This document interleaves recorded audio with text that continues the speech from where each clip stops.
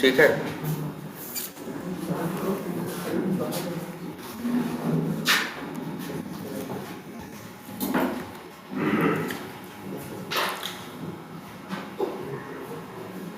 और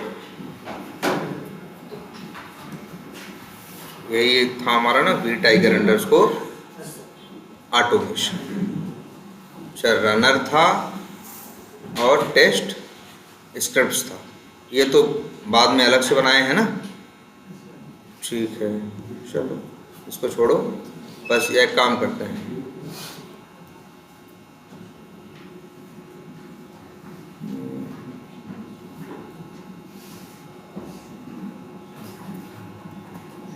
चलो इसे सब क्लोज करते हैं।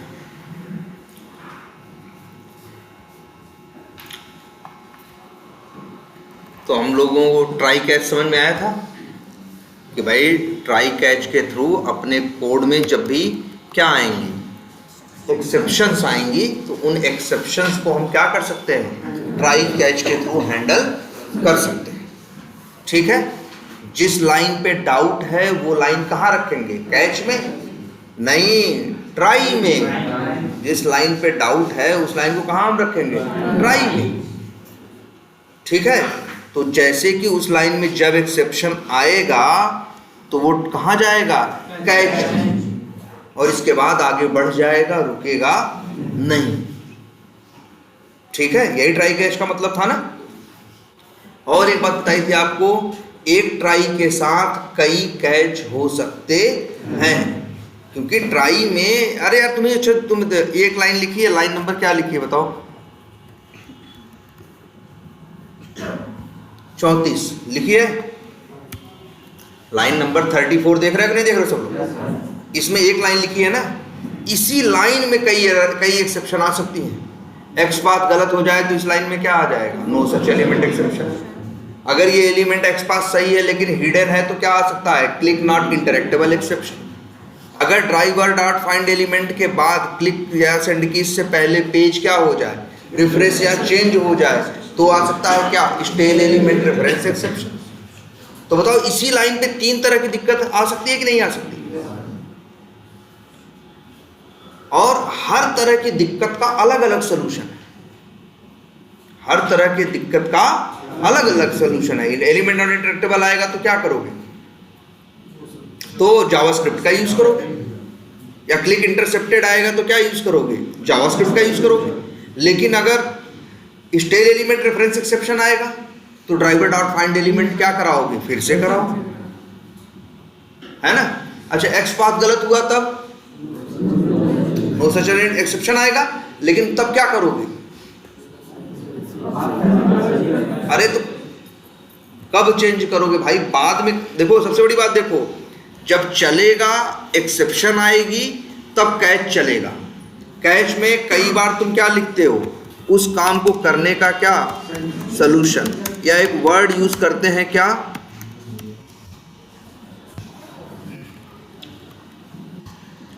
क्या वर्क अराउंड या अल्टरनेटिव। कि जब प्रॉब्लम आएगी, वर्क अराउंड का मतलब होता है प्रॉब्लम के बाद क्या करना है, या एक वर्ड और भी चलता है क्या, अल्टरनेटिव, कि भैया ये दिक्कत आए तो फिर क्या करना है, कैसे ये चीज मैनेज हो, है ना। तो अब भाई दिक्कतें जब अलग अलग होंगी तो उनके सॉल्यूशंस भी क्या होंगे, अलग अलग होंगे। उनके उन एक्सेप्शंस के नाम भी क्या होंगे, अलग अलग होंगे। और तुमने देखा है कैच में वो हवा में नहीं चला जाता। जब भी ट्राई में कोई दिक्कत आएगी, जैसे मान लो यहाँ ट्राई में कोई दिक्कत आई इस लाइन नंबर 37 में, तो कहाँ जाएगा फिर, कैच में। लेकिन किस कैच में जाएगा ये इस बात पे डिपेंड करता है कि एक्सेप्शन क्या आ रही है और क्या एक्सेप्शन नहीं आ रही। जरा ध्यान से देखो,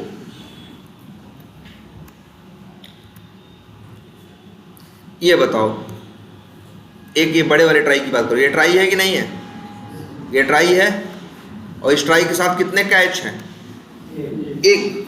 ट्राई के साथ कितने कैच हैं, 2 नहीं भाई, ये तो कैच के अंदर ट्राई कैच है। वो बड़े वाले ट्राई के कितने कैच हैं, 1 है ना, और उस कैच का नाम क्या है, एलिमेंट नॉट इंटरेक्टेबल एक्सेप्शन।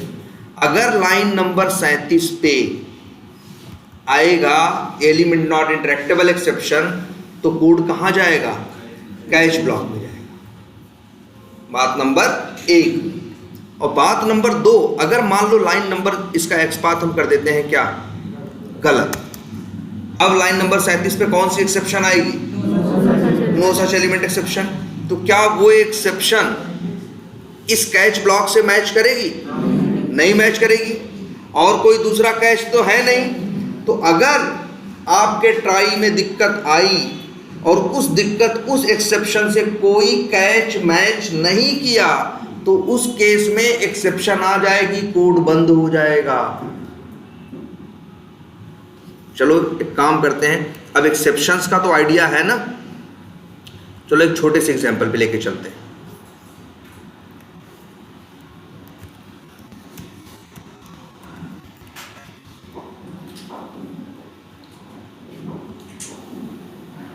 मान लो यहां हम कोड लिखे, क्या कर रहे हैं हम? इंट a बराबर कोई नंबर है, इंट b बराबर कोई, या फिर ऐसे चलो एक मेथड बना दें, पब्लिक वाइड, और मेथड का नाम रखते हैं क्या? डिवीजन। इसमें हम भेजते हैं 2 number, int num1 comma int num2। भाई 2 नंबर हमें भेजने हैं, इसलिए 2 पैरामीटर लिए कि नहीं लिए? यहां लिख दिया आप, मेरा फार्मूला है int division equals to num1 बटे num2। ठीक, चलो इसके बाद यही, अच्छा अगर ये हमको बाहर चाहिए तो हम क्या कराएंगे? रिटर्न, सॉरी, तो यहाँ वाइड की जगह क्या रिटर्न टाइप हो जाएगा? इंट। इतना तो सबको समझ में आता है ना। अब देखो हमने डिवीजन नाम का एक मेथड बना दिया जिसमें आप 2 पैरामीटर भेजोगे, वो क्या करेगा? पहले पैरामीटर में दूसरे पैरामीटर से क्या देगा? भाग देगा, जो उत्तर आएगा उसको रिटर्न कर देगा। हम इस मेथड को कॉल करके देखें। अच्छा, मेथड नॉन स्टैटिक है ना, ये स्टैटिक है ना, इसीलिए ये कॉल नहीं कर पाएगा। पता है ना ये बात? एक स्टैटिक मेथड एक नॉन स्टैटिक मेथड को कॉल नहीं कर सकता। लेकिन अगर हम इसको भी स्टैटिक बना दें तो अब कर लेगा। चलो कॉल कर लेते हैं मेथड। अब नंबर यहां से भेज दिए 200 और क्या भेज दिए? 100। जो आया उत्तर इंट रिजल्ट 1 नाम के वेरिएबल में क्या किए? स्टोर कर लिए। ऐसे ऐसे इसको और नंबर भेज दिए, एक नंबर भेज दिए आगे, और इसको रख दिया, इसका रिजल्ट किस में स्टोर कर लिए? रिजल्ट 2 में। ऐसे ही और कर दें, इंट क्या रिजल्ट 3 में कर दें। फिर वही कौन सा मेथड कॉल करें? डिवीजन, और लिख दें 0 और 10। ऐसे ही एक और यूज कर लें, चलो इसका नाम रख दें रिजल्ट 4। नाम तो कुछ भी रख सकते हैं ना। यहाँ लिख दे रहे हैं 34 और भाग दे रहे हैं 0 से, या जो भी है। अब इसको चलाओगे तो क्या होगा भाई? जब मेन मेथड चलेगा तो कौन सा मेथड कॉल होगा?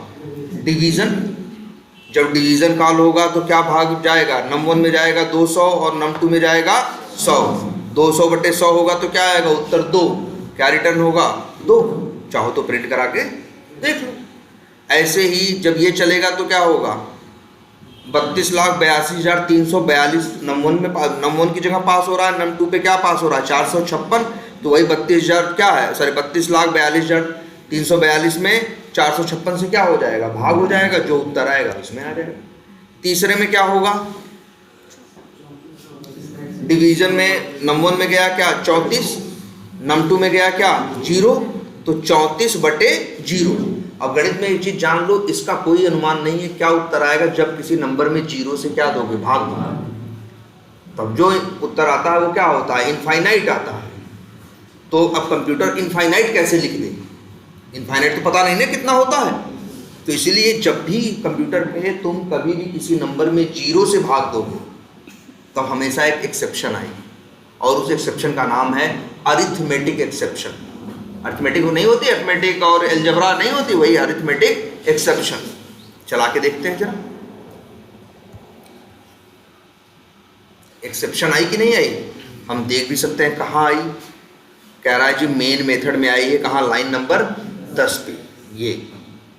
अच्छा इसमें भी कहाँ आई भाई, डिवीजन के अंदर आई है ना वो एरर एक्सेप्शन, तो भाई ये भी यहीं लिखा हुआ है कि मेन मेथड में देखो, एक्सेप्शन एग्जाम्पल क्लास के मेन मेथड में लाइन नंबर 10 पे दिक्कत आई है, क्योंकि 10 पे वो डिवीजन मेथड को क्या कर रहा है, कॉल कर रहा है। देखो डिवीजन का नाम दिख रहा है कि नहीं दिख रहा, और बता रहा है डिवीजन की किस में एरर आई है, लाइन नंबर 17 पे। मतलब कहाँ, यहाँ।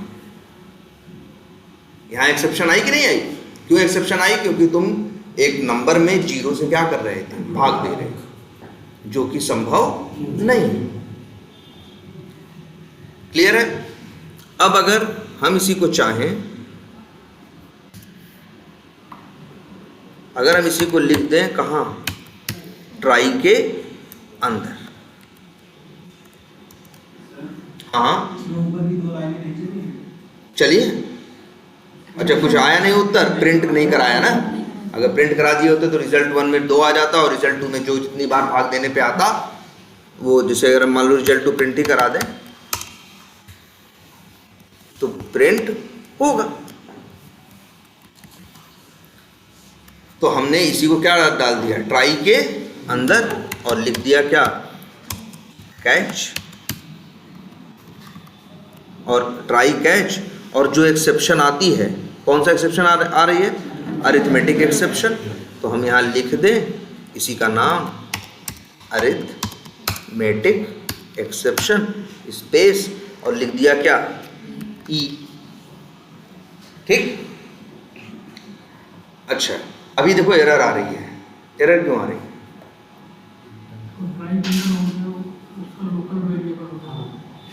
देखो। अच्छा ये बताओ, ध्यान से देखना, ये जो वेरिएबल है int x इक्वल्स टू 100, ये कहाँ है, कहाँ बनाया गया है, मेन मेथड के अंदर। कैसे पता चला, क्योंकि मेन का कर्ली ब्रेसेस यहाँ स्टार्ट हुआ और यहाँ खत्म हुआ। तो x में जो मेन के अंदर वेरिएबल बनाओगे वो मेन के अंदर लाइन नंबर 14 के बाद इस्तेमाल कर सकते हो। भाई x वेरिएबल को कब इस्तेमाल कर सकते हो, 14 के पहले भी कर सकते हो क्या, नहीं भाई, जब वेरिएबल बना दोगे उसके बाद ही यूज करोगे ना। तो अब देखो, हमने तुम्हें लोकल वेरिएबल बताया है ना। लोकल वेरिएबल के बारे में क्या बताया था कि जो वेरिएबल, हाँ वो तो ठीक है, ये बताया था जो वेरिएबल किसी मेथड के अंदर डिक्लेयर किया जाता है उसी को उस मेथड का क्या कहते हैं, लोकल वेरिएबल। वो उस मेथड के अंदर यूज होता है, उस मेथड के बाहर यूज नहीं होता। और अच्छा इस कर्ली ब्रेसेस को क्या बोलते हैं, बॉडी या ब्लॉक, क्या बोलते हैं, मेथड भी एक ब्लॉक है। जावा में जितने भी ब्लॉक हैं वो कर्ली ब्रेसेस पे स्टार्ट होते हैं और कर्ली ब्रेसेस पे एंड होते हैं। लेकिन अब सुनो, सही डिफिनीशन क्या है लोकल वेरिएबल की, वो ये है कि जो वेरिएबल जिस ब्लॉक में डिक्लेयर होता है उसका यूज सिर्फ उसी ब्लॉक में हो सकता है, उस ब्लॉक के बाहर नहीं। परफेक्ट डिफिनीशन ये है क्या, जो वेरिएबल जिस ब्लॉक में डिक्लेयर होगा वो वेरिएबल उसी ब्लॉक में यूज हो सकता है, उस ब्लॉक के बाहर यूज नहीं हो सकता। ये x बाहर क्यों नहीं यूज हो सकता, क्योंकि x डिक्लेयर किया गया है मेथड ब्लॉक के अंदर, तो इसी मेथड ब्लॉक में यूज होगा, मेथड ब्लॉक के बाहर यूज नहीं होगा। तो वैसे ही ये भी देखो, ये जो डिवीजन वेरिएबल है ये डिक्लेयर कहाँ किया गया है, ट्राई ब्लॉक के अंदर। तो सिर्फ ये ट्राई के अंदर ही यूज हो सकता है, ट्राई के बाहर यूज नहीं हो सकता। जैसे ऐसे भी समझो, मान लो हम इफ एल्स तो देखे हो ना सब लोग, लिखें इफ x बराबर 100, x डबल इक्वल टू क्या 100 200 जो भी लिखना है लिखें, और यहाँ लिख दें इंट a बराबर 5। अब तुम कहो अगर प्रिंट करना चाहो किसको, a को, तो जावा नहीं करने देगा। देखो ध्यान से भाई, a को हम यूज नहीं कर पा रहे, तुम ही देखो एरर आ रही है ना। क्यों? क्योंकि a वेरिएबल डिक्लेयर्ड है इफ ब्लॉक के अंदर, तो इसी ब्लॉक के अंदर यूज हो सकती है, इस ब्लॉक के बाहर यूज नहीं हो। अरे दिखाते हैं, लो इसके अंदर इसी को प्रिंट करो, धड़ल्ले से होगा। लेकिन तुम कहो एल्स भी होता है ना इफ के साथ, एल्स भी एक ब्लॉक है। देखो करली ब्रेसेस पे स्टार्ट हुआ और करली ब्रेसेस, इसी को प्रिंट करने की कोशिश करो एल्स ब्लॉक में, एरर आया। जैसे एक मेथड ब्लॉक का वेरिएबल दूसरे मेथड ब्लॉक में यूज हो सकता है? नहीं ना। वैसे ही एक इफ ब्लॉक का वेरिएबल के अंदर डिक्लेयर्ड वेरिएबल इफ के बाहर कहीं भी यूज नहीं हो सकता, चाहे एल्स की बात करो चाहे एल्स के बाहर की बात यूज करो। देखो साफ साफ दिख रहा है भाई, नहीं कर सकते। क्लियर रहेगी ये बात? अच्छा ये बताओ, इफ के अंदर भी इफ हो सकता है कि नहीं? हो सकता है।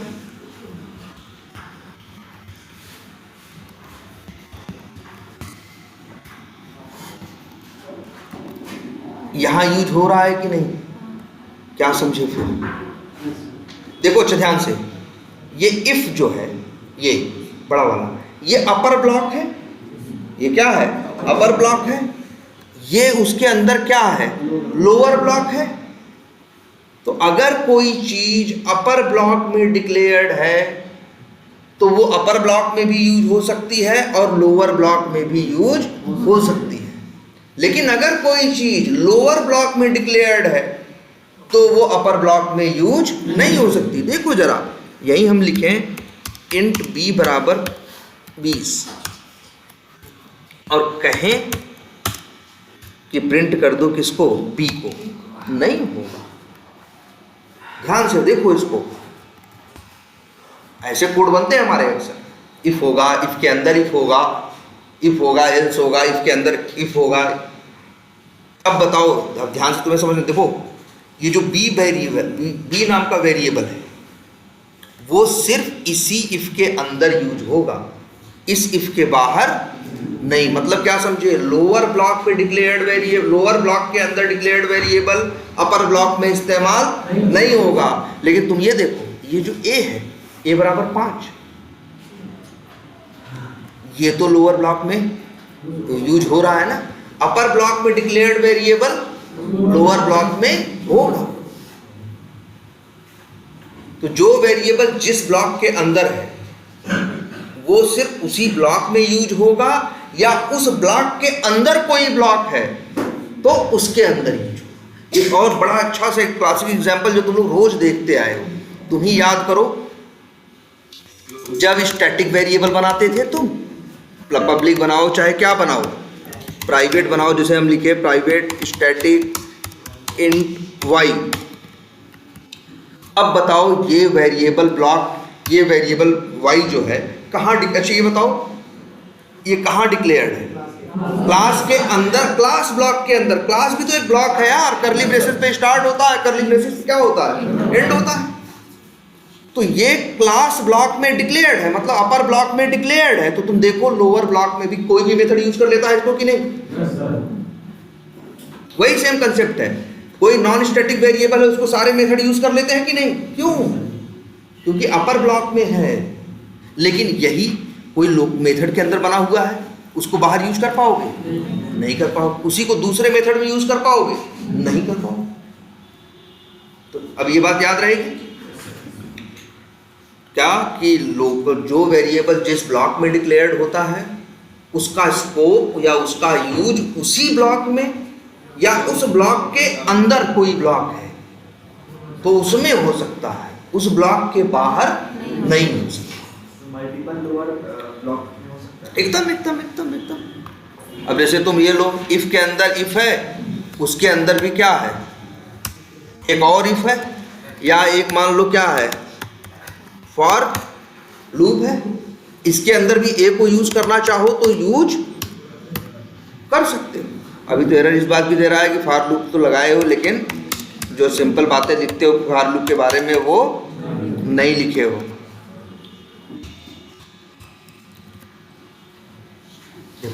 हो रहा है कि नहीं? याद रहेगी ये बातें आपसे एकदम दिमाग, ठीक है। अब इस चीज को यहां आजमा के देखो, यहां एरर क्यों दे रहा है। इस डिवीजन वेरिएबल को तुमने डिक्लेयर किया है कहां? ट्राई के अंदर। तो ये डिवीजन वेरिएबल सिर्फ ट्राई के अंदर इस्तेमाल हो सकता है, ट्राई के बाहर नहीं।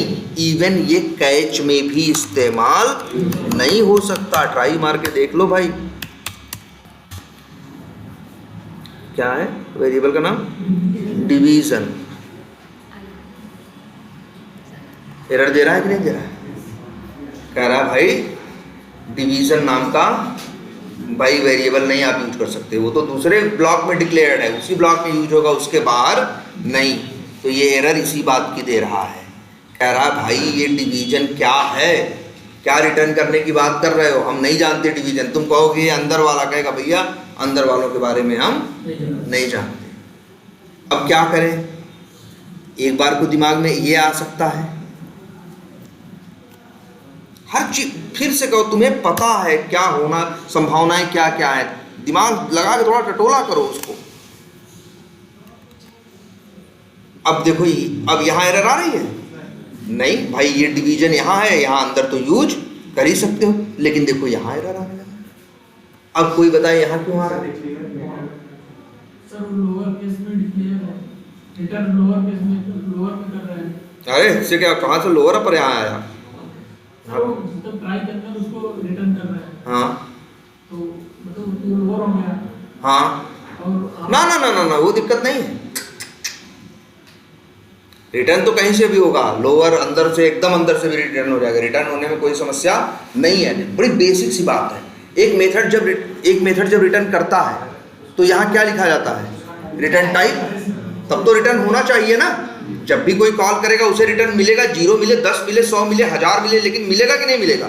लेकिन तुम्हें बताओ अगर ट्राई चला और यहाँ एक्सेप्शन आ गई, यहाँ एक्सेप्शन आ गई लाइन नंबर 40 में, तो क्या 41 चलेगी? नहीं ना। यही तो समझाए हैं तुमको कि ट्राई में जहाँ दिक्कत आती है वो यहीं से कूदता है कहाँ? कैच में। और कैच में कुछ रिटर्न हो रहा है नहीं, तो बचाओ इसको क्या मिलेगा? इसी बात की एरर दे रहा है भाई कि यहाँ मामला क्या है? डाइसी है, यहाँ मामला कंफर्म नहीं है। तुम ही बताओ यहाँ ऐसी संभावना बन रही है कि नहीं? बन सकती है कि नहीं भविष्य में कि एक्सेप्शन आ जाए लाइन नंबर 40 पे, और जब 40 पे एक्सेप्शन आएगी तो 41 चलेगी? जब 41 नहीं चलेगी तो रिटर्न होगा नहीं, सीधे कहाँ जाएगा? कैच में। कैच में रिटर्न नहीं कर रहा है तो वही जावा कह रहा है भाई ये गलत बात लिखी हुआ। और लेकिन अगर हम यहीं आए और लिख दें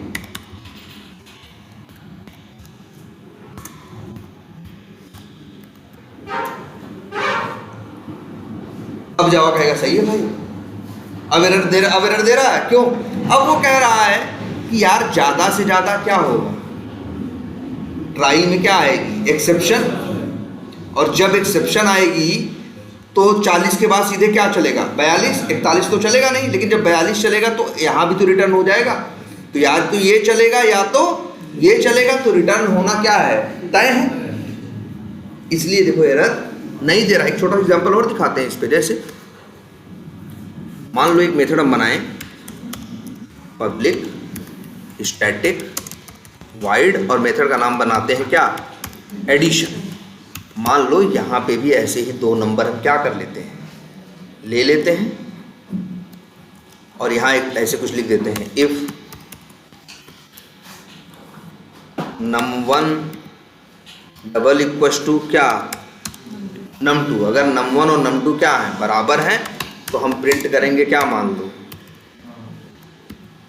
सॉरी num1 और num2 बराबर हैं, तो मान लो 2 नंबर बराबर हैं, तो हम रिटर्न कर देते हैं, रिटर्न हम लिखते हैं इंट ऐड बराबर num1 और प्लस num2। ठीक, ऐड में उत्तर आएगा कि नहीं आएगा? जो भी आएगा। और फिर हम लिख दें रिटर्न ऐड। तो एरर दे रहा है, क्योंकि रिटर्न लिखते हो तो वाइड नहीं लिखोगे, क्या लिखोगे, रिटर्न टाइप। ऐड का रिटर्न टाइप क्या है, इंट, लिख दो इंट, भैया फिर भी एरर आएगी। क्यों एरर आएगी? जावा कह रहा भैया हम इंट, अगर हम यहाँ रिटर्न टाइप लिख दिए तो हम गारंटी दे दिए हैं सामने वाले को कि जब भी चलेंगे तुमको इंट देंगे।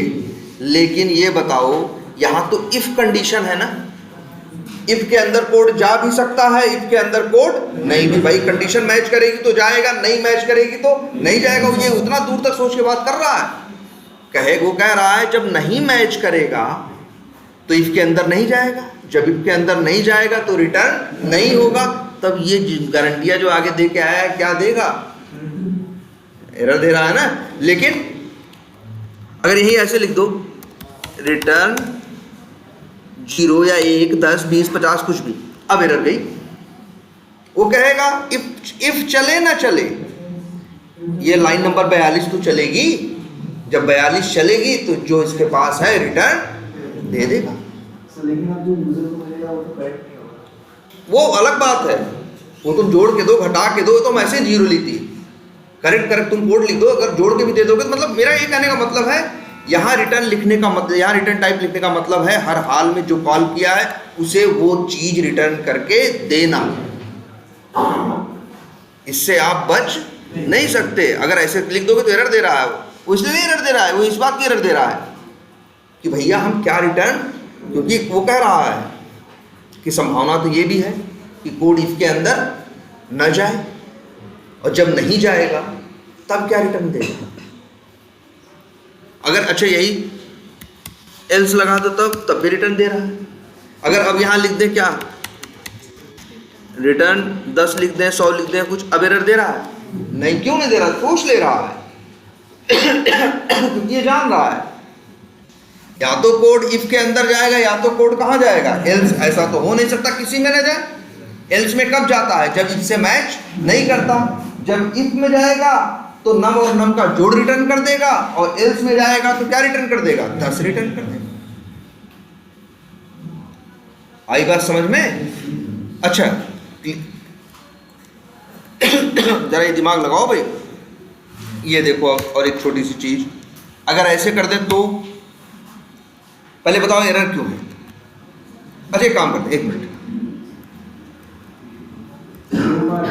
ये बताओ इसमें और इसमें कोई एरर, दोनों एक वेरिएबल को हम 2 बार बनाए हैं कि नहीं ऐड नाम का, फिर भी एरर नहीं है। क्यों? क्योंकि ये जो ऐड है वो इफ ब्लॉक के अंदर है, ये जो ऐड है एल्स ब्लॉक के अंदर है, और 2 ब्लॉकों का आपस में कोई रिलेशन नहीं होता। लेकिन तुम यही ऐसे लिखो,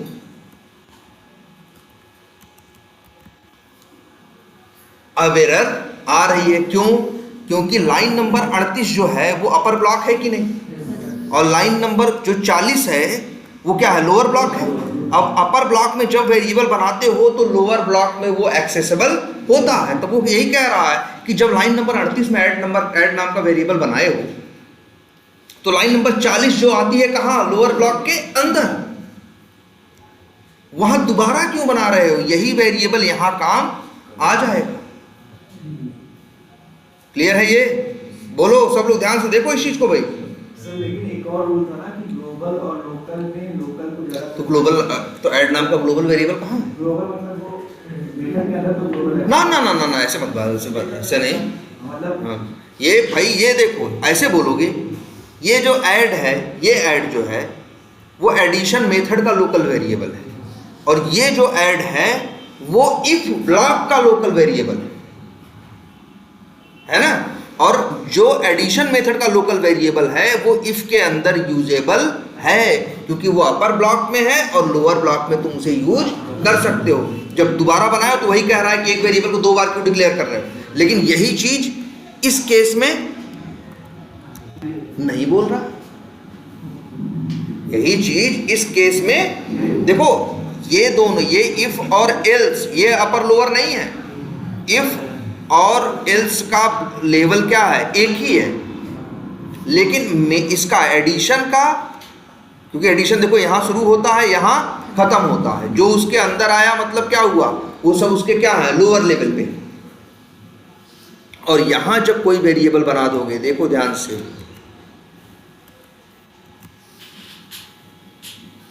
बना दिए ना। तो फिर यहां पे उसी नाम का वेरिएबल नहीं बना पाओ, तो क्या कर दें, ना ना हटा, डेटा टाइप चेंज करने से कुछ नहीं होगा। एक नाम का दो वेरिएबल नहीं हो सकते ना, तो इंट ही भाई। लेकिन एक तो पता है ना, वेरिएबल को डिक्लेयर करने के बाद यूज तो क्या चाहे जितने। अच्छा अब क्यों एरर आ रही है, एक मिनट नहीं, अच्छा ऐड है, ये रिटर्न हटाते हैं। अब हम यहां प्रिंट कर देते हैं क्या, ऐड। अच्छा ये रिटर्न एरर आ रहा है, एक मिनट, वो तो ये तो एरर आपको पता ही है क्यों आ रही है। चलो रिटर्न वाली लाइन ऐसे कुछ भी लिख देते हैं, रिटर्न 0 ही लिख दो। अच्छा ये बताओ लाइन नंबर 46 में एरर क्यों? हमने ये बताया ना, लोअर लेवल पे बनाओगे तो अपर लेवल पे यूज नहीं कर पाओगे। यहां हम कहां बना रहे हैं, लाइन नंबर 38 मतलब अपर लेवल पे, तो लाइन नंबर 46 जो कि खुद भी अपर लेवल है वहां तो यूज हो ही सकता है ना, तो क्यों एरर दे रहा है। इनिशियलाइज लाइन नंबर 40 में हो तो रहा है। हाँ देखो देखो लाइन, देखो यही सही बात है, ये इसलिए एरर दे रहा है क्योंकि ऐड नाम का वेरिएबल इनिशियलाइज नहीं है। अब तुम कहो कि नहीं सर जी लाइन नंबर 40 पे तो हो रहा है, लेकिन ये जो लाइन नंबर 40 है ये कहाँ है, इफ के अंदर है ना। कंडीशन का मतलब ये है अंदर जा भी सकता है, अंदर नहीं भी जा सकता। जब अंदर जाएगा तब तो ऐड इनिशियलाइज हो जाएगा, जब अंदर नहीं जाएगा तब अब इनिशियलाइज नहीं हो पाएगा। ठीक है, इसी वजह से ये एरर दे रहा है। मान लो हम ऐसे कर दें, इफ इंट ऐड बराबर, इसीलिए हम क्या कर दें 0, मतलब हमने यहाँ क्या कर दिया, वेरिएबल को इनिशियलाइज कर दिया। और अब अगर हम देखो तो अब एरर क्या दे रहा है, नहीं दे रहा है, क्योंकि अब इनिशियलाइज हो गया। अगर इसके अंदर गया तो जोड़ आएगा, नहीं गया तो क्या रह जाएगा 0। और हम वही ऐड को चाहे तो क्या कर सकते हैं, रिटर्न भी कर सकते हैं। अब तुम देख के कॉल करके ये मेथड देख लो, कॉल करोगे तो क्या होगा, कौन सा मेथड था, एडिशन। कौन सा मेथड है, एडिशन। एडिशन में अगर हम मान लो भेजें 20 और 25 तो क्या होगा, पहले वेरिएबल में 20 जाएगा, पहले पैरामीटर पे 20 जाएगा और दूसरे पे 25। इसमें 20 आया, इसमें क्या आया 25। ऐड बराबर क्या होगा 0 है, तो शुरू में 0 है। फिर लाइन नंबर 1 भाई इनिशियलाइज किया 0 से, लाइन नंबर 41 में क्या किया, num1 double equal to num2। 20 को मैच किया किससे, 25 से, तो मैच करेंगे नहीं मैच करेंगे। तो इफ के अंदर जाएगा, नहीं जाएगा, कहाँ जाएगा, एल्स के अंदर। एल्स के अंदर कुछ हो ही नहीं रहा, कुछ नहीं होगा, तो ऐड में क्या रह जाएगा 0 ही ना, तो रिटर्न क्या होगा 0 ही, लेकिन रिटर्न होगा। अगर हम लिख दें ऐड बराबर मान लो क्या 20, अब क्या होगा 20 और 25, यहाँ से 20 आया, यहाँ से 25, 20 और 25 मैच नहीं किए तो नहीं जुड़ेगा, तो ऐड में क्या रह जाएगा 20 ही, तो रिटर्न क्या होगा 20। लेकिन अगर हम कॉल करें मेथड और पैरामीटर में भेज दें मान लो 25 और 25, तो हाँ, तो अब देखो क्या होगा, अब इसमें भी 25 आया, इसमें भी 25 आया, 25 25 क्या हो गया, मैच कर गया, मैच कर जाएगा तो इसके अंदर जाएगा। ऐड बराबर क्या हो जाएगा 25 प्लस 25 क्या 50, तो क्या प्रिंट हो जाएगा 50। क्लियर है।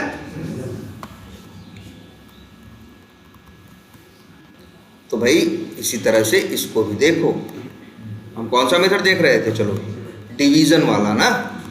एरर क्यों दे रहा था, वो इसीलिए दे रहा था, ये जब हम यहाँ डिवीजन करके बैठे थे तो एरर क्या दे रहा था, यहाँ एरर दे रहा था, इसीलिए वो कह रहा था कि यार डिवीजन तो ट्राई का क्या है, लोकल वेरिएबल है, तो ट्राई के अंदर यूज होगा, ट्राई के बाहर आप कैसे प्रिंट करा रहे हो, कैसे रिटर्न ले रहे हो, आप ये नहीं कर सकते। लेकिन अगर हमें डिवीजन की वैल्यू चाहिए तो देखो हम ये वाली ट्रिक अपनाएंगे, क्या, इंट डिवीजन नाम का क्या बनाएंगे वेरिएबल, और इसको हटाएंगे, लेकिन देखो तब भी एरर देगा। अब क्यों एरर दे रहा है, अब वो एरर दे रहा है कि भाई लाइन नंबर 53 पे डिक्लेयर तो है डिवीजन, फिर ट्राई में जाएगा, कोई गारंटी है लाइन सही से चल पाए, हो सकता है चल पाए, हो सकता है न चल पाए। चल जाएगा तब तो अच्छी बात है, नहीं चल पाएगा तो कहाँ जाएगा, कैच में। कैच में तो कुछ हो नहीं रहा है, तो डिवीजन की वैल्यू कहाँ से देगा? अगर ये लिख दे डिवीजन बराबर क्या शुरू में 0, तो अब क्या होगा? अब ये होगा भाई, अगर ट्राई सही से चल गया तो भाग वाली वैल्यू आएगी, नहीं चला तो 0 तो है ही, कैश के अंदर डिवीजन कर दो 0 लगे तो भी चलेगा। एकदम चलेगा। अगर ऐसे कर दो डिवीजन इक्वल टू क्या कर दो 0, अगर एक्सेप्शन आ जाए तो, और अब कर दो यहाँ पे अब इसको डिक्लेयर ना भी करो, वो इनिशियलाइज तब भी एरर नहीं, क्योंकि अब कह रहा है दो ही बात होगी ना, या तो ट्राई में रहेगा या तो कहाँ जाएगा कैच में। अगर ट्राई में जाएगा, ट्राई सही से चल जाएगा तो यहाँ से इनिशियलाइज हो जाएगा, तब कैच नहीं चलेगा। ट्राई में दिक्कत आएगी तो कौन चलेगा?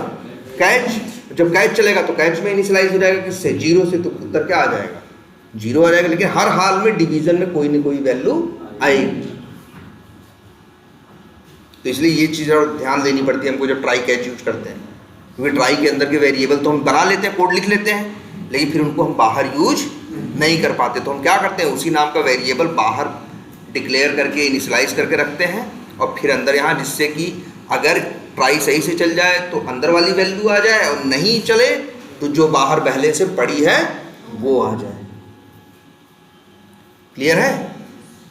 ये देख लो ध्यान से, ये यूज केस ऐसा है जो अक्सर हम यूज करेंगे, क्योंकि ट्राई कैच तो हम अक्सर यूज करते हैं लगभग हर जगह, और अंदर 6-7 लाइन का कोड भी लिखेंगे, वेरिएबल भी होंगे, वैल्यूज भी होंगे, वो वैल्यू बाहर भी लेनी होगी, तो हम लोग यही स्टाइल अपनाते हैं, उस वेरिएबल को ऊपर डिक्लेयर कर देंगे और उसमें वैल्यू क्या करेंगे, हम उसमें इनिशियलाइज कर देंगे। नहीं इनिशियलाइज करेंगे तो कैच के अंदर इनिशियलाइज कर देंगे, जिससे ये कंफर्म हो जाए, या तो ये मिलेगा या तो ये, हर हाल में रिटर्न कुछ ना कुछ होगा।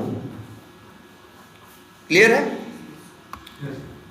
अच्छा, और ट्राई आपने देखा, ट्राई कैच का ये ब्लॉक समझ में आया, और लोकल वेरिएबल के बारे में भी थोड़ी अंडरस्टैंडिंग बढ़ी होगी, ठीक है।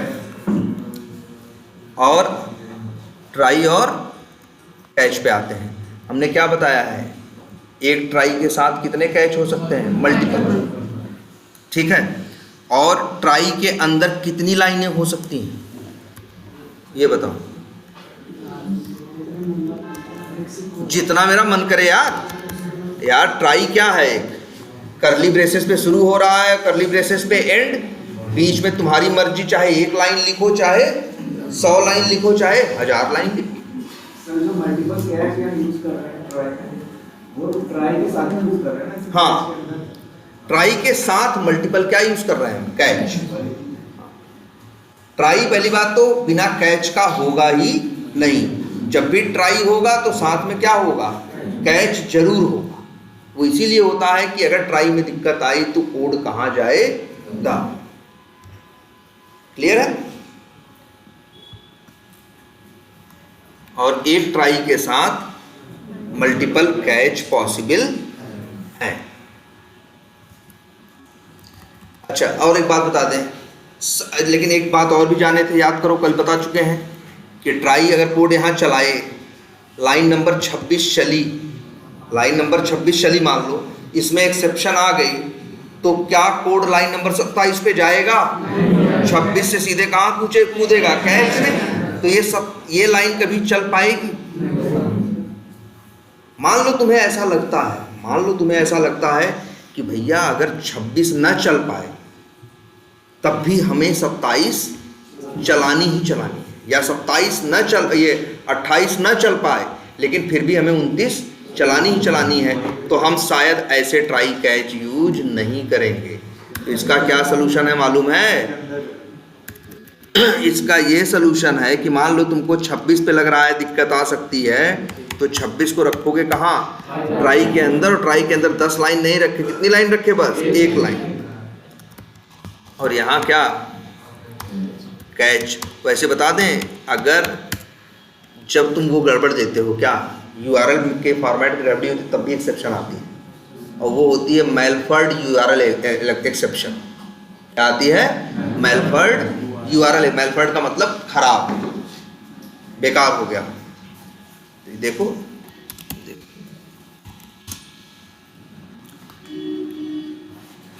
सॉरी, मेल फॉर्म्ड है, sorry, malformed URL exception.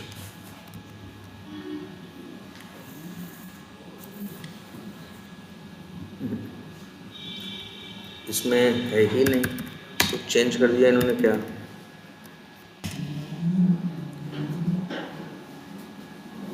अच्छा ये तो जावा का है, नहीं जावा डॉट नेट का। चलो ये तुम यहाँ नहीं लगा सकते। चलो ये बताएंगे एक्सेप्शन में भी 2 टाइप होते हैं, ठीक है। चलो यहाँ लिख दे रहे हैं क्या, एक्सेप्शन। अब बताओ लाइन नंबर 29 में एक्सेप्शन आएगा तो कहाँ जाएगा, कैच में। कैच में क्या लिखे हो, कुछ नहीं लिखे हो तो कुछ नहीं चलेगा, लेकिन लाइन नंबर 35 चलेगी ना। अगर तुम चाहते हो तुम्हारी हर एक लाइन सिक्योर रहे और उस लाइन में दिक्कत आए तब भी आगे वाली लाइन चले, तब तो भैया सही तरीका यही है।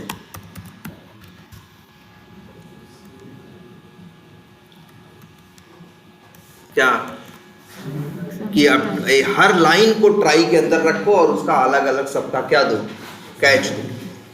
जैसे कल तुम लोग पूछ रहे थे ना कि सर 4 लाइन का कोड था, तुम कह रहे थे मतलब लाइन नंबर 35 पे आ रही है और 42 लाइनें टोटल थी, हाँ 35 पे आ रही है, तो इसके बाद सीधे कैच भागा, तो बाकी 7 लाइन का क्या होगा? तो 7 लाइन नहीं चल रही थी ना।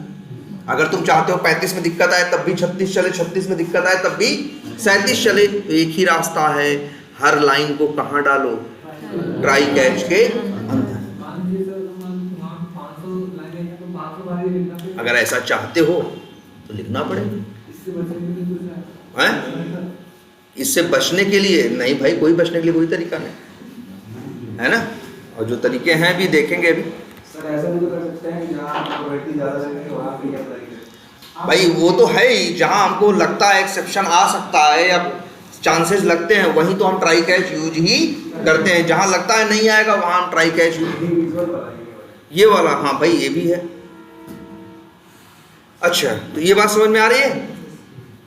अगर भाई तुम ऐसा चाह रहे हो, अंदर की 7 लाइनें हैं, तुम्हें समझ लेना जैसे 35 से 42 तक ट्राई के अंदर है कोड, 35 में दिक्कत आई तो 36, 37, 38, 39, 40, 41, 42 चलेंगे नहीं, सीधे कहाँ जाएगा, कैच में। लेकिन तुम चाहते हो नहीं सर जी 36 भी चले, तो भैया 35 को अलग ट्राई कैच में रखो, 36 को अलग में रखो, 37 को अलग में रखो। हाँ ट्राई कैच बहुत ज़्यादा हो जाएंगे लेकिन तब आपको करना पड़ेगा।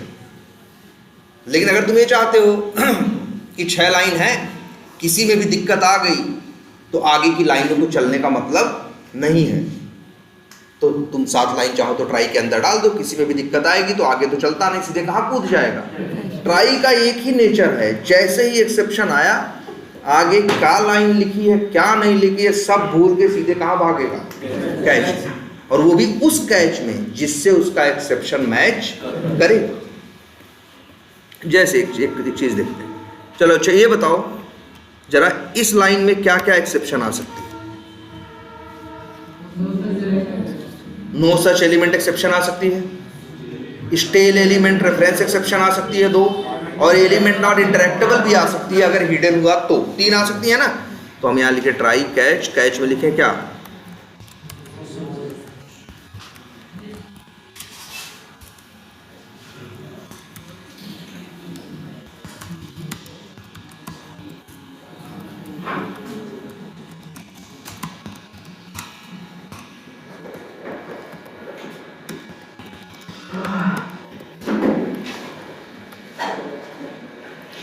और क्या है स्टेल। अब बताओ ये किस में जाएगा, जैसी एक्सेप्शन मैच करे। अच्छा तीनों के अलग अलग सोल्यूशन है कि नहीं? अच्छा पहले देखते हैं एक एक करके। अच्छा नो सच एलिमेंट एक्सेप्शन आएगी तो क्या करोगे? भाई चलते समय तो मेरा कोड फिक्स होगा नहीं, ऐसा तो है नहीं चलते समय ही एक्सपास सही कर लेगा। तो कई बार कुछ प्रॉब्लम्स होती हैं जिनका हमारे पास कोई सलूशन नहीं होता, जिनका कोई सलूशन नहीं, ऐसा नहीं होता हर प्रॉब्लम का सलूशन होता है। कुछ प्रॉब्लम्स का सलूशन उसी समय रन टाइम पे होता है और कुछ प्रॉब्लम्स का सलूशन उस समय रन टाइम पे नहीं होता। जैसे नो सच एलिमेंट एक्सेप्शन आ जाए, अरे भैया जब आपका एक्सपाथ गलत है तो क्या 10 बार ढूंढोगे तो क्या एक्सपाथ सही हो जाएगा? नहीं हो जाएगा ना। तो इस वजह से इसका तो नो सच एलिमेंट एक्सेप्शन आएगा तो हम क्या करना चाहते हैं, मान लो हम अच्छा प्रिंट करा देना चाहते हैं। क्या प्रिंट कर, अच्छा नो सच एलिमेंट एक्सेप्शन है ना, साथ में ई क्या है, वेरिएबल है। ई क्या है, वेरिएबल है, और वेरिएबल किस टाइप का है, no such element exception type का है। तो इस वेरिएबल में ऑब्जेक्ट किसका आएगा, नो सच एलिमेंट एक्सेप्शन का आएगा। अगर तुम चाहो तो system dot out dot print L लिख के और लिख सकते हो क्या, ई, तो जो एक्सेप्शन होगी उसकी इंफॉर्मेशन आ जाएगी। या एक चीज और लिखते हैं, देखो क्या लिख रहे हैं, ई लिखा है ना, ई के पास क्या है, no such element exception class का ऑब्जेक्ट। तो ई डॉट करोगे तो मेथड आएंगे। एक मेथड है print stack trace.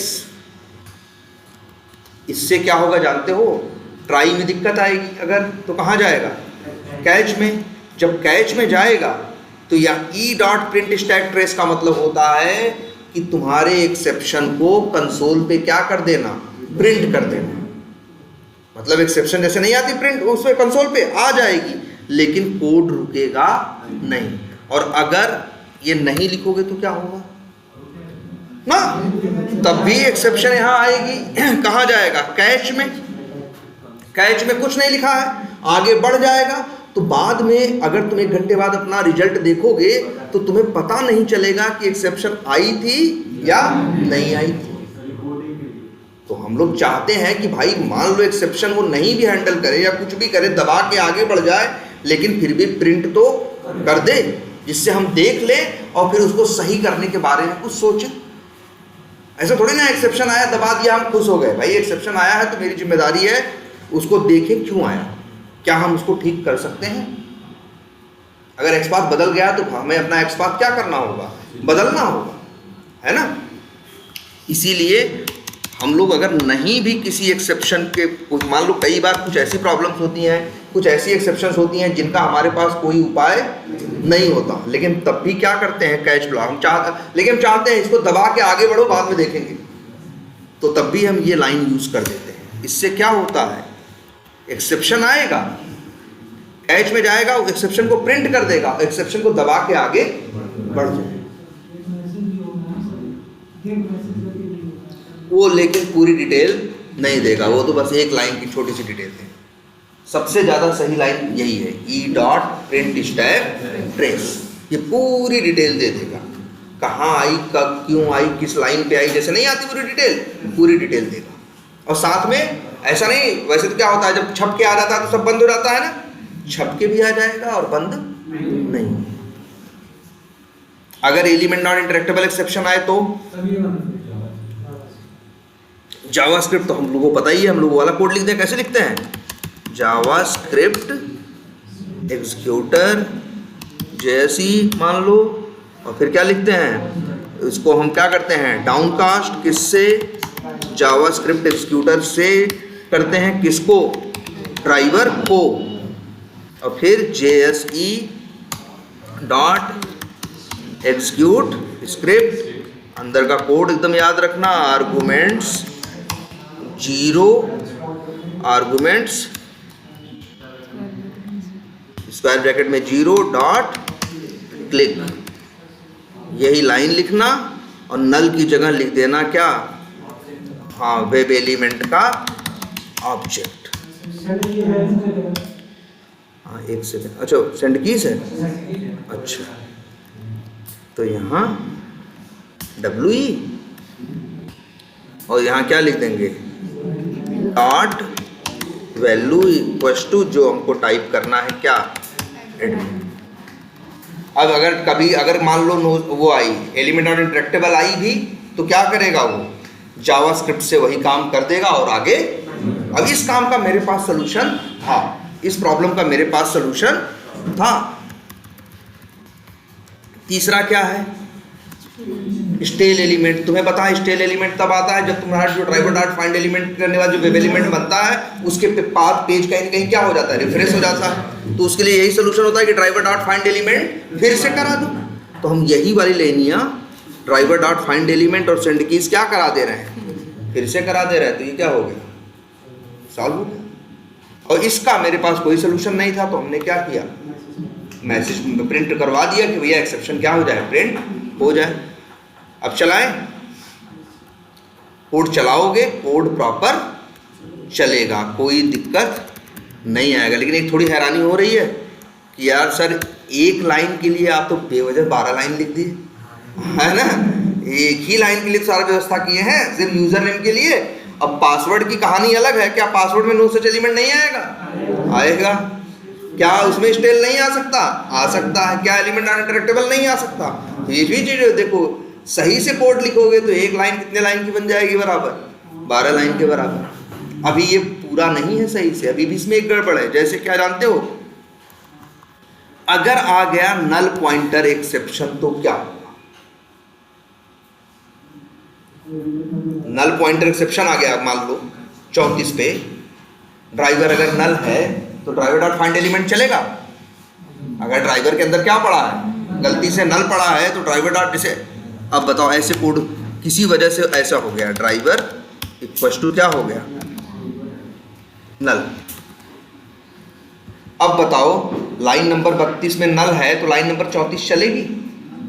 Driver dot find element करेगा तो क्या आ जाएगा? Null pointer exception. तो जब नल पॉइंटर एक्सेप्शन आएगा, कौन सा एक्सेप्शन आएगा? Null pointer exception. तो नल पॉइंटर एक्सेप्शन इससे मैच करेगा? नहीं। इससे मैच करेगा? नहीं यार, वो अलग चीज है, वो अलग चीज है, कैसे मैच करेगा? इससे मैच करेगा? नहीं। तो चौथा ऑप्शन क्या है मेरे पास? हम लगाएं नल पॉइंटर एक्सेप्शन। यहाँ एक और कैच ब्लॉक लगाएं। लेकिन एक बात और बताएं तुमको, एक एक्सेप्शन और भी आ सकता है, क्लिक इंटरसेप्टेड, तब एक कैच ब्लॉक और लगाएं। और एक बात बताएं, एक और आ सकता है, और वो है क्या कहते हैं उसको, इनवैलिड लोकेटर एक्सेप्शन। वो तब आता है जब तुम एक्स पाथ के या किसी भी चीज के बेसिक नियमों को ही एक्स पाथ लिखने में तोड़ दोगे, तब चेक वेक नहीं करता, कहेगा तुम्हारा सिंटैक्स ही गलत है, तुम्हारी स्टाइल ही गलत है, तो ढूंढे कहाँ। तो 6-7 एक्सेप्शन है ना, कितने लगाए हैं? 7 कैच ब्लॉक लगाए कि नहीं लगाए? लेकिन एक चीज और देखना अब आज से, ये 3 सारी सिचुएशन को हैंडल कर, मतलब ये 3 अगर है, ये 3 एक्सेप्शन लगाए हैं, लगा है, तो क्या तुम गारंटी दे सकते हो कि कोड 100% चलेगा? क्योंकि अगर इन तीन में से कुछ आया तब तो हैंडल हो जाएगा, तब तो आगे बढ़ेगा। लेकिन 3 के अलावा कुछ आया तो फिर ये आगे नहीं बढ़ेगा। जबकि तुम कितने कैच ब्लॉक लगाए हो? 3। अब जरा ध्यान से देखो, हम यहां सिर्फ एक कैच ब्लॉक लगा रहे हैं और यहां लिख रहे हैं क्या? एक्सेप्शन ई। और अब हम तुम्हें गारंटी दे रहे हैं, सैकड़ों में से कोई भी एक्सेप्शन आए, मेरा कोड रुक नहीं सकता। ये जो एक्सेप्शन होता है, ये किसी भी एक्सेप्शन को हैंडल कर सकता है। एक्सेप्शन क्यों? क्योंकि एक्सेप्शन सबका पेरेंट है। कल बता रहे थे ना यही बात। एक्सेप्शन एक ऐसा एक्सेप्शन क्लास है, एक्सेप्शन नाम की जो एक्सेप्शन क्लास है, इसकी क्वालिटी ये है कि ये दुनिया के किसी भी एक्सेप्शन को मैनेज कर सकती है। अब हम ये गारंटी दे सकते हैं कि मेरा कोड रुकेगा नहीं। जबकि पहले तुम 7 ठो लगाने की बात किए थे ना, 7 लगाने के बाद भी हम गारंटी नहीं दे सकते, क्योंकि अगर 8वां आ गया तो कोई अलग टाइप का 8वां टाइप का आ गया, 9वें टाइप का आ गया तो, लेकिन इस केस में हम गारंटी दे सकते हैं। हाँ बोलो। नहीं आएगी, इसलिए तो हम संभावना, तो इसलिए सोच लेते हैं क्या क्या आ सकता है, तभी तो हम सोचते हैं क्या क्या जनरली क्या क्या आता है। अब हम तुमको बताए तो 8 ठो, लेकिन हमको लगता है 8 में से 99.9% 3 ठो आते हैं, अक्सर 3-4 ठो आते हैं, तो हम 3 ठो इसीलिए लगाए लिखे थे। लेकिन हाँ 99% ही कह रहे थे, 1% चांस ऐसा भी था कि कुछ दूसरा भी आ सकता है। अगर कोई दूसरा आएगा तब फिर उसको हैंडल वो लोग नहीं कर पाए। लेकिन ये अकेला किसी भी एक्सेप्शन को हैंडल कर सकता है। जानते हो क्यों? क्योंकि ये क्या है, एक्सेप्शन सबका क्या है, पेरेंट है। और अब आ जाओ उसमें, ये बताओ कैच ब्लॉक किसका ऑब्जेक्ट मांग रहा है? देखो ना, कैच ब्लॉक में किसका ऑब्जेक्ट लिखा है? एक्सेप्शन का मांग रहा है ना, पेरेंट का मांग रहा है ना। और यहां मान लो एक्सेप्शन आ गई, नो सच एलिमेंट एक्सेप्शन, तो क्या नो सच एलिमेंट एक्सेप्शन का चाइल्ड नहीं है? और तुम्ही को ये रूल बताया गया है ना, जहां पेरेंट मांगा जा रहा हो वहां चाइल्ड भेजोगे, वो मना कभी नहीं करेगा, क्योंकि वो कहेगा वहां तो मांगा पेरेंट जा रहा, तुम तो दे रहे हो क्या? चाइल्ड। तो चाइल्ड के पास तो वो खूबी जरूरी होगी ना जो पेरेंट के पास है। यही वजह है कि जो एक्सेप्शन है ये किसी भी एक्सेप्शन को मैनेज कर सकता है। हाँ बोलो बोलो। हाँ एकदम यार, ई है ना, ई लिखो, डॉट प्रिंट स्टैक ट्रेस करो, जो आएगा बता भी देगा कि नल पॉइंटर आया है कि फलाना आया है, और रुकेगा भी नहीं, कोड आगे चलेगा। अच्छा है कि नहीं? ये एकदम सही कह रहे हो कि ये एकदम ऐसा होता है जो किसी भी एक्सेप्शन को हैंडल कर सकता है। लेकिन अब इसका नुकसान क्या है भाई? जब एक्सेप्शन यूज, अच्छा एक नहीं, पहले एक चीज और देखते हैं। अच्छा, ट्राई के साथ मल्टीपल कैच हो सकते हैं कि नहीं? चलो एक और कैच लगाते हैं।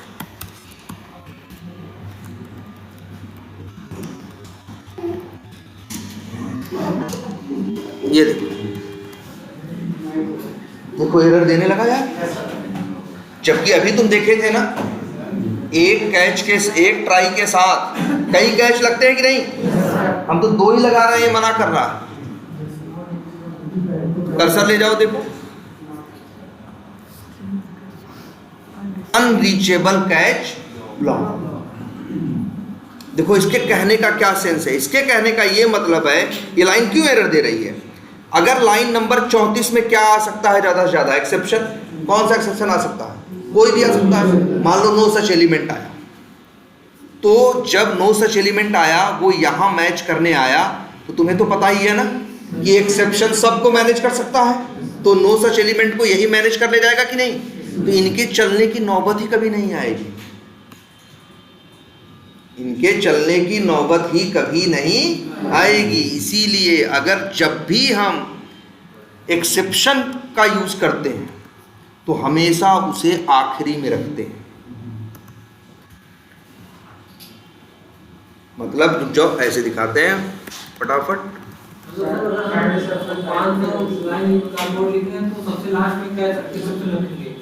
जैसे देखो यहाँ 3 कैच है ना, तुम देखो एक ट्राई और कितने कैच हैं? 3 ना। लेकिन तुम सोचो कि यहाँ बीच में एक कैच और डाल दें, और उसका नाम रख दें क्या? एक्सेप्शन। तो तुम देखना ध्यान से, इस पे नहीं आएगा, लेकिन इन पे जरूर आ रहा है। वो ये कह रहा है, ये क्यों आ रहा है? वो कह रहा है कोई भी एक्सेप्शन, मान लो यहाँ पे कोई एक्सेप्शन आई, तो वो किससे मैच करेगा? नो सच एलिमेंट से। मान लो वो आई, एलिमेंट नॉट इंटरेक्टेबल एक्सेप्शन आई, तो इससे मैच करेगा तो मैच होगी? नहीं होगी। लेकिन इससे मैच करेगा तो होगी?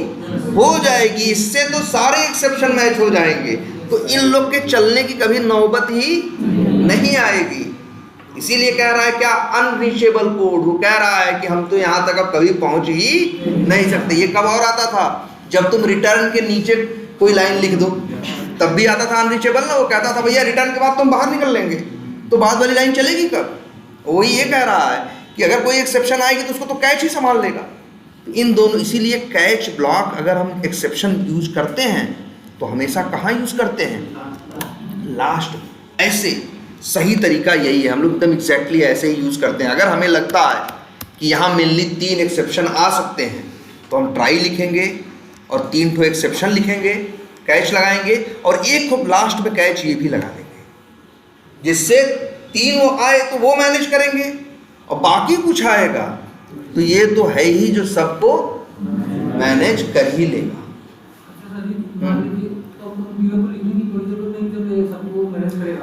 हाँ, जरूरत ये है क्योंकि सलूशन अलग अलग है ना।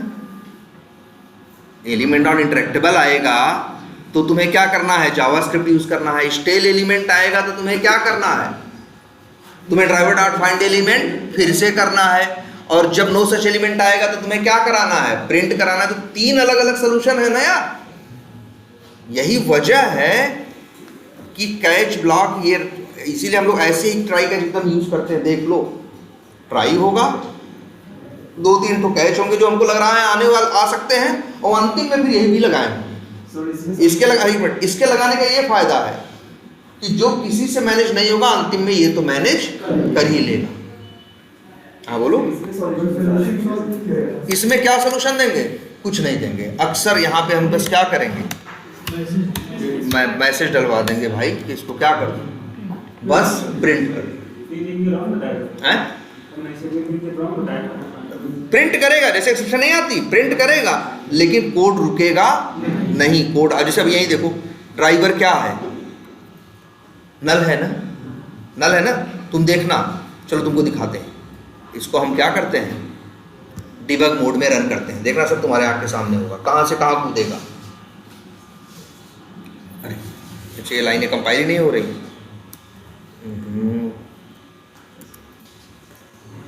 ये वो वाली लाइनें हैं जो हम नहीं लिख दिए थे वेरिएबल समझाने के लिए। चलो अब सही। ओ सॉरी, कहाँ गया भाई?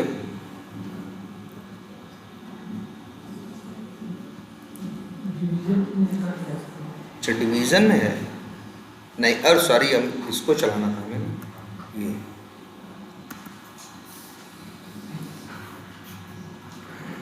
जरा भाई इसको लिख लो। ये तो थोड़ा ट्रिकी चीज़ें हैं ना, इसमें रूल्स ज़्यादा है ना। इस सिचुएशन में ये होगा, ये होगा, ये ज़रा मेंशन कर लो। ऐसे इसमें मेन मेथड ही नहीं क्या यार? अब जैसे मेन मेथड नहीं है, कहाँ पे कॉल कर रहे होंगे? रनर में ना।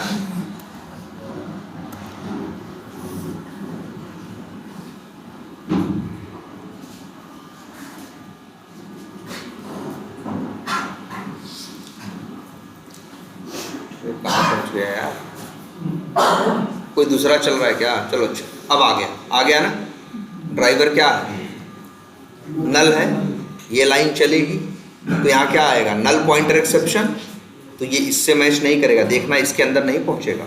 हम चलो इस पे भी ब्रेक पॉइंट लगा दे रहे हैं, इस पे भी लगा दे रहे हैं, इस पे भी, लाइन नंबर 44 पे और लाइन नंबर 46 पे, चारों पे लगा दिए ना। अब देखना जो आएगा ना तो इससे मैच करेगा इसलिए 37 पे नहीं जाएगा, इससे नहीं मैच करेगा इसलिए 40 पे नहीं जाएगा, इससे नहीं मैच करेगा इसलिए 44 पे नहीं जाएगा, लेकिन इससे तो हर कोई मैच कर ही जाता है। तुम देखना कोड जाके रुकेगा कहाँ? लाइन नंबर 46 पे आया ना। न 37 पे गया, न 40 पे गया, न 44 पे गया, सीधे कहाँ आया?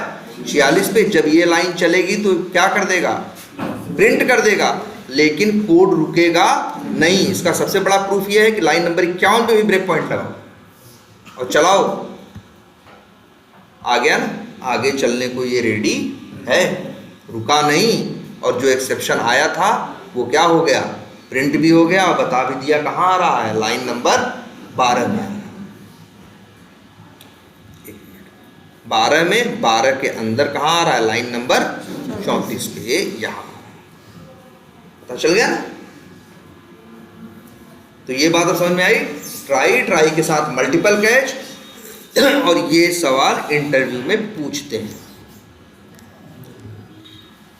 तुमको नोट वही चैट, जब हम लोग इंटरव्यू दे रहे होते हैं, चैट बॉक्स में छोटा सा कोड कॉपी करके पेस्ट करके भेज देंगे और उसमें ऐसा ही रहेगा, ट्राई कैच लगा रहेगा। और ये कैच को क्या कर दिए रहेंगे? इसको पहले कर दिए रहेंगे। तुमसे पूछेंगे क्या प्रिंट होगा, तो तुम ध्यान से जब देखोगे कहोगे अरे यार एक्सेप्शन पहले है और दूसरा एक्सेप्शन बाद में है, तो ये कोड तो कंपाइल ही नहीं होगा। कहोगे कोड कंपाइल नहीं होगा, तो वो पूछेगा क्यों नहीं होगा, तो कहोगे यहाँ तक पहुँचेगा ही नहीं, क्योंकि ये एक्सेप्शन उसका पेरेंट है। जो भी एक्सेप्शन आएगी वो उससे मैच कर जाएगा, ये तो कभी चलेगा ही नहीं। इसीलिए अनरीचेबल कोड नाम से इसमें कंपाइलेशन की क्या आएगी? एरर आएगी। और एक ट्राई के साथ मल्टीपल कैच, और लास्ट में हमेशा कैच ये लगाते जरूर है लास्ट में कैच, जिससे ये रहता है उनके अलावा कुछ आएगा तो ये संभाल लेगा, अगर उनमें से कुछ आएगा तो वो संभालने के लिए है। क्लियर? तो ट्राई हो गया, एच हो गया, और क्या हो गए, मल्टीपल कैच हो गए। और एक बात और याद रहेगी ना कि ट्राई में दिक्कत आएगी तो कैच में जाएगा, कैच में दिक्कत आएगी तो सीधे ऊपर जाएगा। समझो, कोड क्या हो जाएगा, बंद हो जाएगा, है ना। जब भाई कैच में ही दिक्कत आ गई, कैच की दिक्कत को हैंडल नहीं हो सकती होती। कौन सी दिक्कत हैंडल होती है, ट्राई पर। लेकिन यहाँ पे एक तरह से ये एक्सेप्शन ई से तो हैंडल कर ही नहीं है कि वहाँ रुके जाए आगे बढ़े। कहाँ नहीं रुकेगा, हाँ आगे बढ़ जाए, ये एक तरह से हैंडल नहीं है। हाँ हैंडल तो है ही, लेकिन हम ये कह रहे हैं अगर ना ये एक्सेप्शन थोड़ी ना आ रहा है, ये तो एक्सेप्शन को क्या करा रहे हो, प्रिंट करा रहे हो। अब लेकिन ऐसे लिख दो भाई, एक्सेप्शन के अंदर ही इंट ए बराबर 1/0। अब अपना कोड चला के देखो, तो ट्राई में दिक्कत आई, कहाँ आया, कैच में। और लेकिन कैच में जब दिक्कत आ जाएगी तब कहीं नहीं जाएगा, कोड वहीं क्या कर देगा, स्टॉप कर देगा। और अगर तुम्हें कैच में भी डर लगता है कि यहाँ भी एक्सेप्शन आ सकती है और इसे भी मैनेज करना है, तब तुम इस कैच के अंदर कल नहीं दिखाए थे, अंदर कर लोगे क्या, ट्राई और कैच। अब ये सुरक्षित है। ऐसे कैच के अंदर ट्राई कैच, यहां लिखो एक्सेप्शन का नाम, ही तो एरर इसी बात की आ रही है भाई। जब कैच लिखते हो तो क्या लिखते हो, एक्सेप्शन का नाम।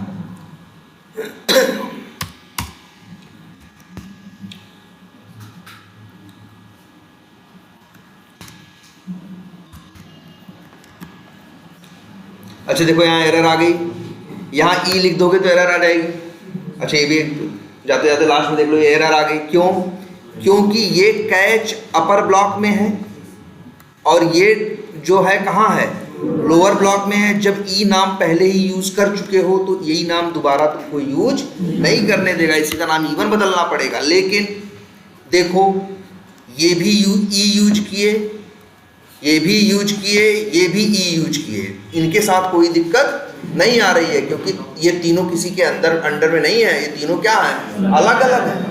ऐसा तो है नहीं पहले के अंदर दूसरा है, दूसरे के अंदर तीसरा है, इसीलिए ये लोग तो ई नाम यूज कर सकते। लेकिन अगर जैसे एग्जाम्पल और देखा है ना, लूप देखा है, फार आई इक्वल टू 0 करते हो, जब लूप के अंदर लूप चलाते हो तो फार आई इक्वल टू नहीं करते, अंदर वाले क्या कर देते हो, जे कर देते हो ना, इसीलिए क्योंकि आई ऊपर लेवल पे डिक्लेयर्ड है, उसका स्कोप नीचे है, फिर से आई इंट आई दोबारा नहीं लिख सकते। ठीक है, चलो फिर इतना ही रखते हैं। कैच बराबर के साथ जो जो होता है जो मैसेज देता है, हाँ उसमें हम थ्रो भी करते हैं सर, थ्रो कर सकते हैं। चलो वो बताएंगे अभी नेक्स्ट क्लास।